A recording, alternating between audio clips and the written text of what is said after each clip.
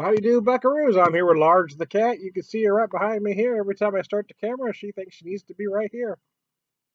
Oh, so I just found this one today. The Dude's Bohemian Hopsody. So here's the real reason I bought this. Well, one, I hadn't had it before, but the main reason is if you can see that,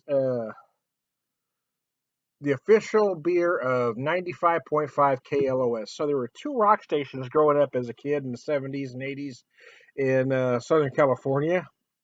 One was KMET, which is no longer around, but KLOS still is, and that was the other one. KLOS is where one of the greatest DJs of all time, the best FM DJ ever, best FM rock DJ ever, in my opinion. Jim Ladd started there, went to KMET, then back to KLOS.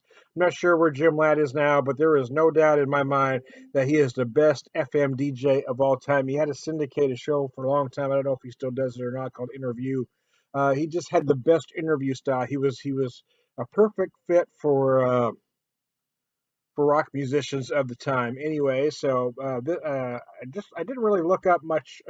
Just looked at the brief description. It's basically it's 5%. They call it an IPA. It says India Pale Ale, but they have other IPAs. This one is only 5%. So you could party all day and rock all night or something like that, they say on their website. So 5% obviously is a little higher than traditional session, but I think that's what they mean it to be, more of a session style IPA, what others are doing these days. It's kind of a cloudy, I don't know, what would you call it, kind of an apricot-like color there. Has a nice, bright, citrusy nose. Yeah, I don't know if you can hear my cat purring, but she's right in my ear. I can hardly hear anything else but Large here. Large is our love bug of the cats we have. She's the love bug. She's the one that likes to snuggle. There you can tell. She's also the neediest. She craves constant attention, don't you, Large? Can I get back to the beer, Large? Okay. Anyways, we have this kind of mental thing. We talk to each other. So, anyways, yeah, a lot of citrus on the nose. I'm also getting, besides citrus, I'm getting some stone fruit, some peach and apricot like notes, as well as some peppery notes, with more white pepper than black pepper.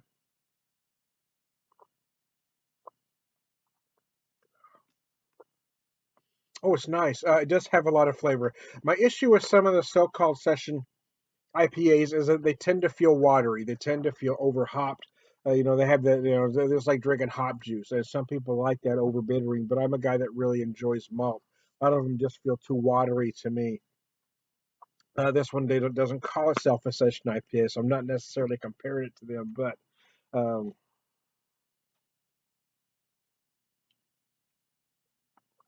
it is a lower ABV IPA. I'm not really sure why they don't call it an APA, to be honest. It does say India Pale Ale, and then it says it's only 5%. I'm really not sure why it's just not labeled an APA, but I don't know. You'll have to ask them. Maybe I'll give them a call. Give them a call. I'll give them a jingle right now and ask the question. I'm gonna do that one day. I'm gonna get the brewery on, get it dialed up, and start talking to them as I'm rolling the video. Anyways, now it's a nice beer. It really is. Had a long day. Just got home from work. And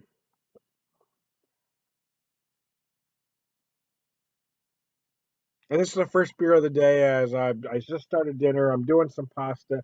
So just right now, I got stuff going, got my sauce simmering. So I finally had a chance to sit down and have a beer. So I wanted just something bright and refreshing. This one certainly fits the bill for that. It was only $7.99 a six pack. So the question is, will I buy it again? Yeah, I probably will. I am finding it enjoyable. It does come in a 4 pack of pint cans. This is my first one, and I'm only a couple ounces in. So I haven't gotten everything it has to offer yet, but my initial impression is it's a darn fine beer. I do, yeah. I'm getting a lot of citrus notes. I'm getting some more, getting some tangerine as I've let it sit. You're probably going to get some of those popular tropical fruit like notes that a lot of IPAs and so-called session IPAs have these days. I am sort of glad they don't label it a session IPA at 5%.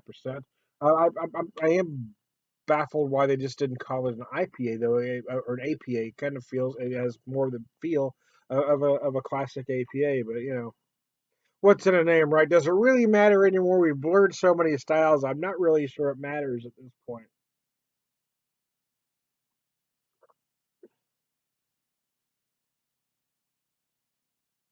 It is very nice though. There is enough malt to keep it from being watery, which is where most session IPAs fail for me. So I think this one works. I like the stone fruit in the middle. I like the aromas are very pleasant. They're very bright, and they get brighter as it sits. It finishes very nicely